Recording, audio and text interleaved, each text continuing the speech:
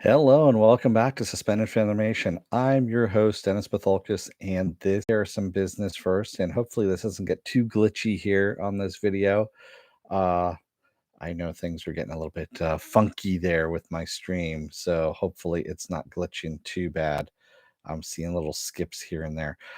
If you like what you see here, like, share, and subscribe. If you're still on the fence about subscribing, take a look at the very end here. There's going to be a video that pops up here. If you like that video, hit the subscribe button. Basically, what YouTube does takes the algorithm of all the stuff you've been watching and tries to match it as best as possible on the videos, my vast video library, and pops it up there just for you. Up here is going to be Westworld, is what's going to be up there. If you want to know when I'm going to be on live again next, you can hit the bell down below there. It's a 50-50 chance of YouTube actually notifying you. Best thing to do is go to suspendedfanimation.com. Take a look at the schedule that's up there. And also, that's where all my social media links are too. So Twitter, Instagram, Patreon, all that stuff is up there. I also mirror that schedule up on my Facebook page. And speaking of Facebook, there's a Facebook group page where you guys can post stuff and talk amongst yourselves.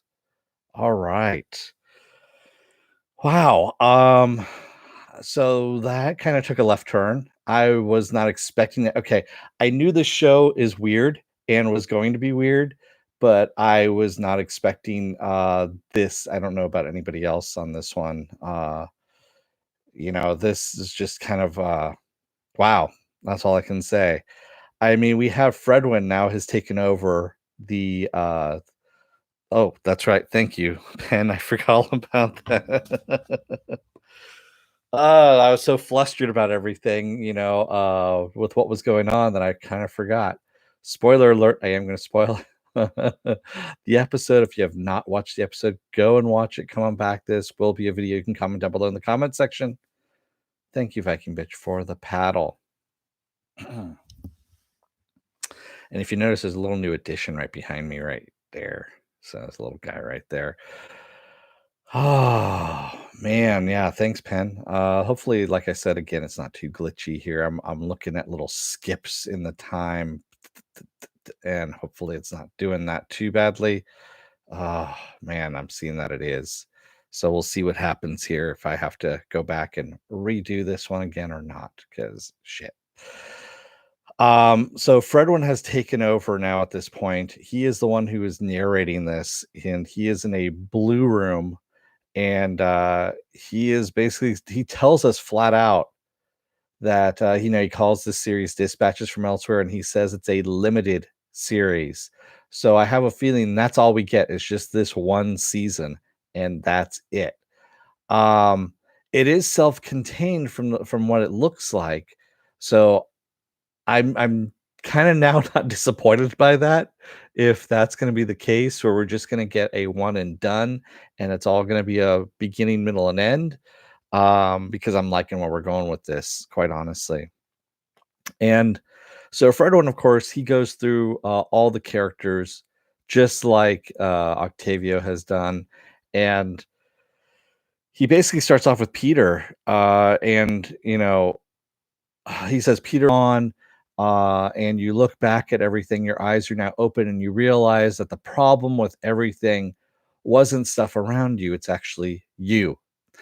And we see Peter in the therapist's office saying that he doesn't know who he is anymore, and he feels like that he's nobody.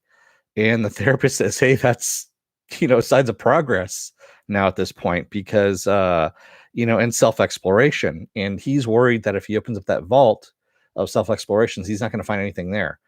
And so she goes, well, why don't you start off by just taking notes of what you like and what you dislike? And yeah.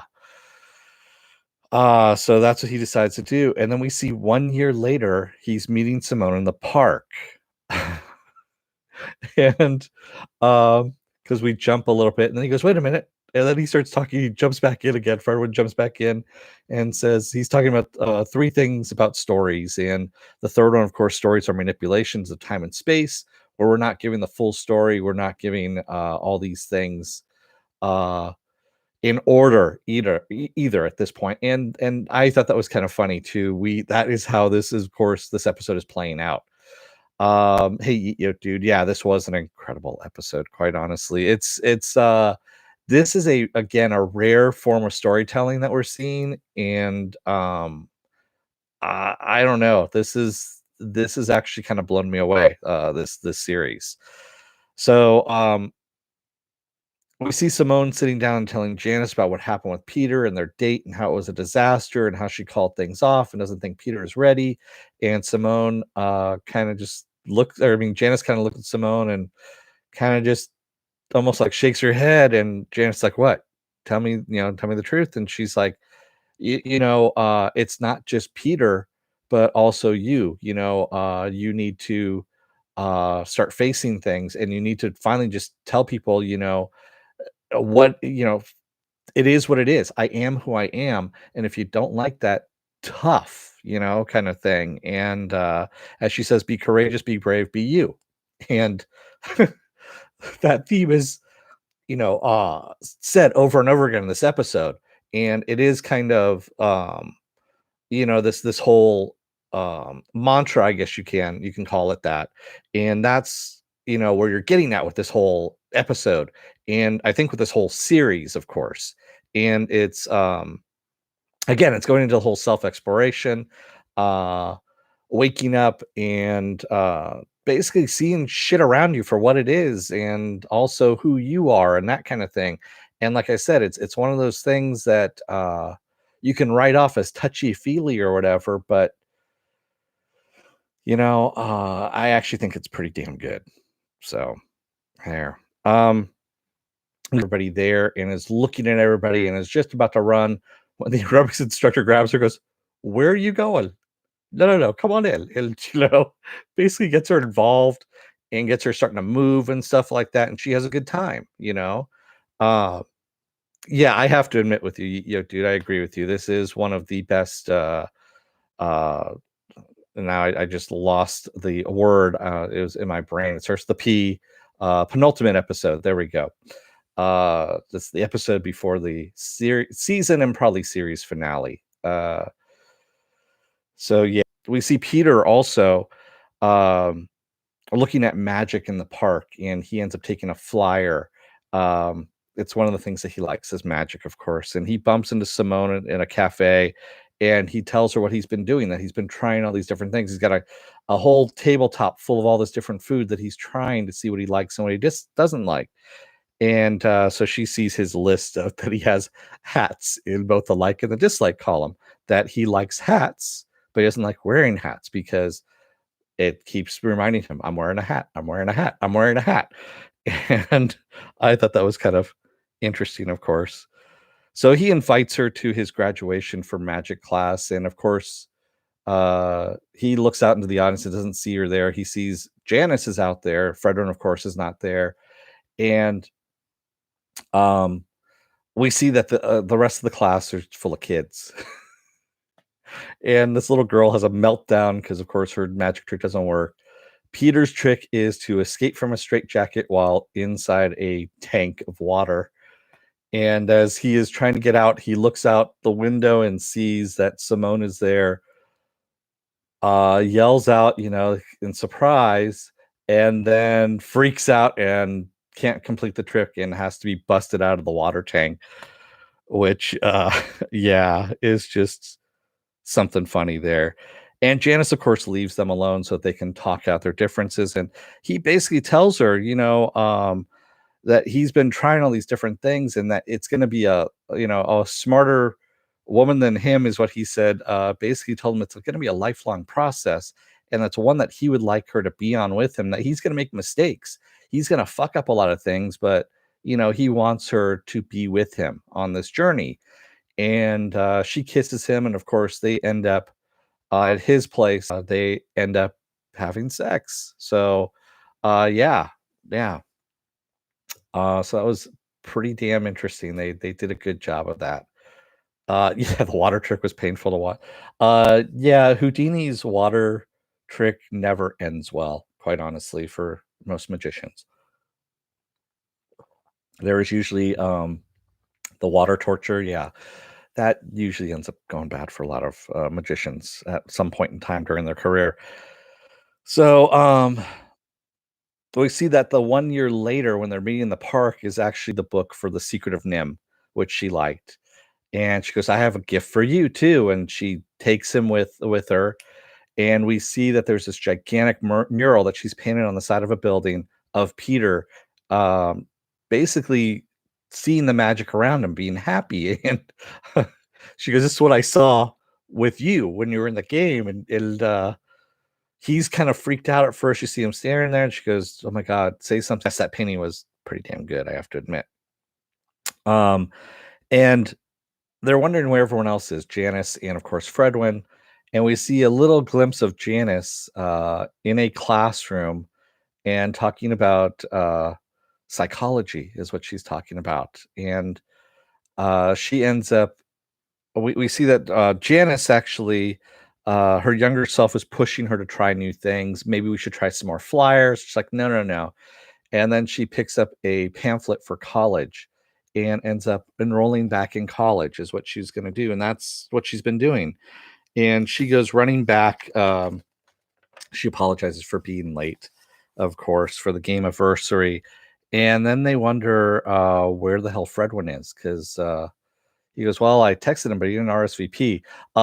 Peter has said this before also with the magic graduation, that he never received a response back from Fredwin.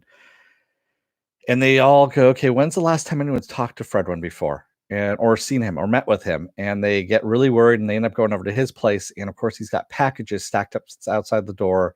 The door is open, unlocked. They go inside. There's shit everywhere, pretty much. He's got papers piled up on the window, like taped to the window and everything. And he's in a catatonic state. We saw that when he had the candy filled urn, basically this all goes back. He's been that way for like a year, I guess. I'm like, so has he been that way for a long time?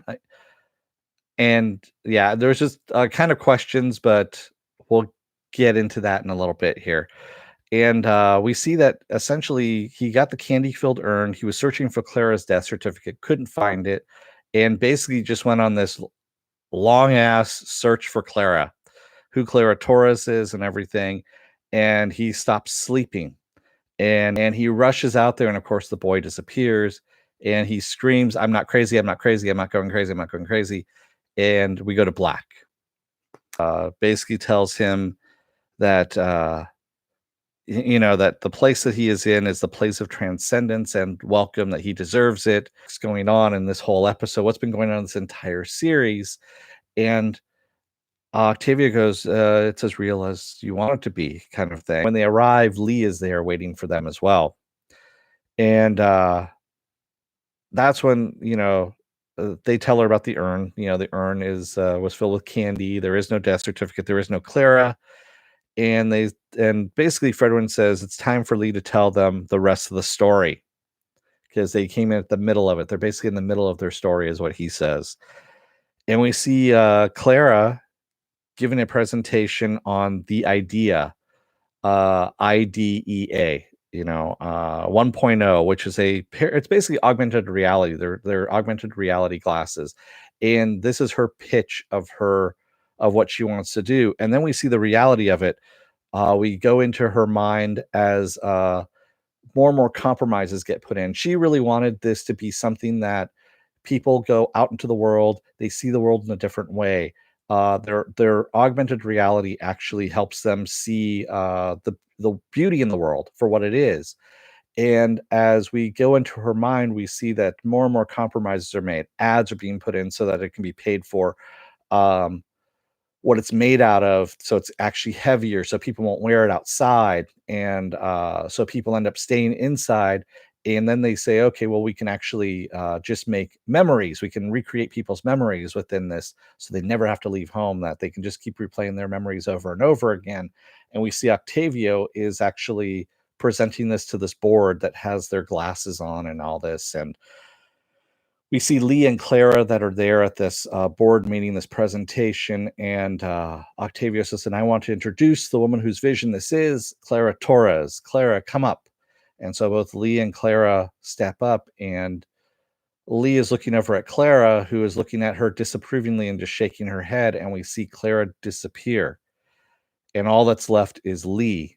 And Octavio is calling Lee Clara. And that's when we find out that Clara Torres is really Lee, the creator that we've been seeing all this time.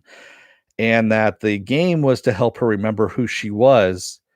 But she says it's really not up to her at this point. She says it's up to him. Now we're back to out in front of Clara's house, and we see the sad little clown boy.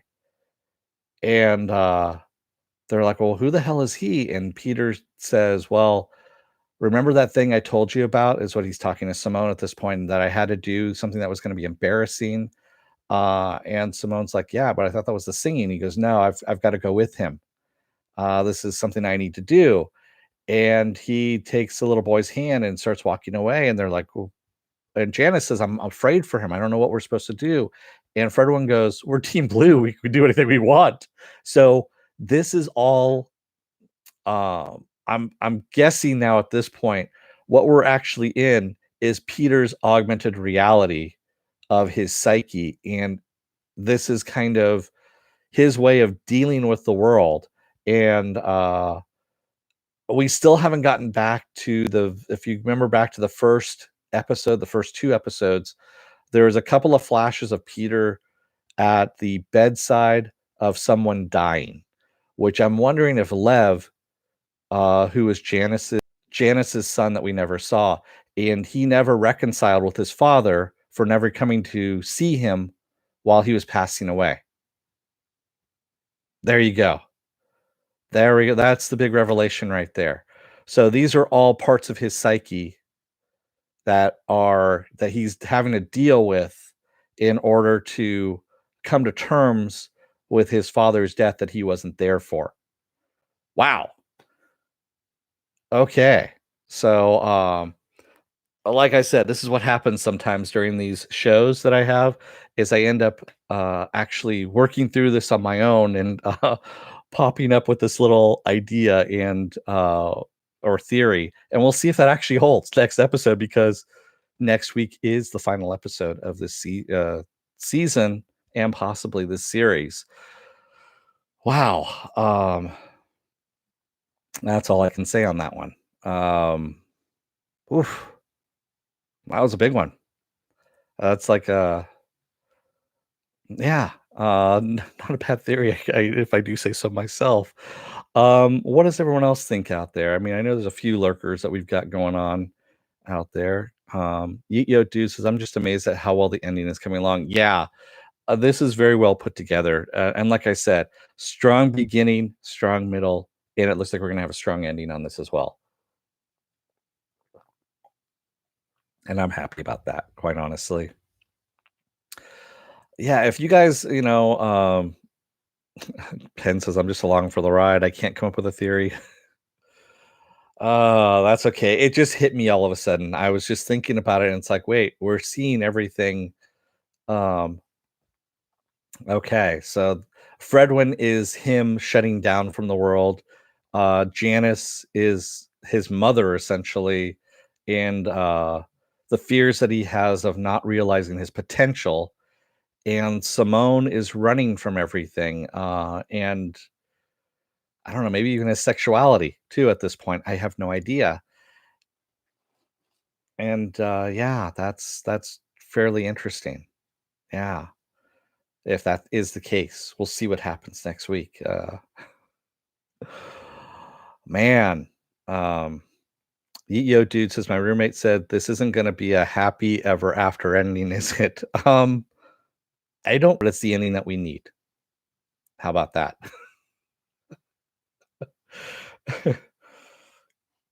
Kind of like life. It's, well, quite honestly, life kind of throws you sad ones and sometimes happy ones, but most of the time it gives you what you need, in the middle there.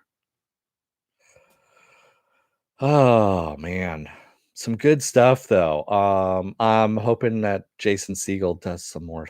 So what else do I have going on this week? Tomorrow is going to be Future Man season 3. I'm going to be continuing that. Wednesday is going to be Star Wars, The Clone Wars. We're in the final couple episodes of Star Wars, The Clone Wars. Then Thursday I'm off. Friday is going to be a double header. It is Harley Quinn and Star Wars: The Clone Wars, because it's gotten good. We're in the last, like I said, couple episodes. So yes, it's going to be a back to back there. Saturday is Saturday morning blast off, where I take the genre news of the week and any of the genre stuff you guys want to talk about and talk about it with you guys as long as my connection holds. Yeah, Saturdays are bad on YouTube, man. People are just yeah, they're everyone's streaming everything and yeah, the connection does not hold very, very well. Um Sunday, of course, is Westworld. And then Monday, we come back around again to the season finale of Dispatches from Elsewhere. We get to see what happens, where Peter is going with the sad clown face boy, which I believe is himself at this point. I believe that the sad clown face boy is himself, which would make sense that this world that he is in isn't real. It's all in his head at this point in time. So we'll see what happens there. Man. So yeah. So remember, like, share, and subscribe down there. And if you're still on the fence about subscribing, wait till the very end of this video. Take a look at the video up here. Unfortunately, I can't add these videos until like about the next day because YouTube now is really going through each and every video in when they're processing these things, and they are taking their sweet ass time, quite honestly. Which I'm okay with as long as it keeps disinformation from going out there about the COVID-19 and all that kind of stuff. It is interesting that nobody else specifically noticed Clown Boy, just that they were afraid for Peter. Um, well, they noticed him when he was standing behind when Lee said it's up to him and pointed at him, and that's when they all noticed him. They're like, "Oh, who's this creepy little fucker?" Yeah, that's pretty much when they found out that he was standing there behind them. Which, yeah, he's pretty damn creepy, especially when he's standing outside Janice's window, staring in. Woof. Yeah.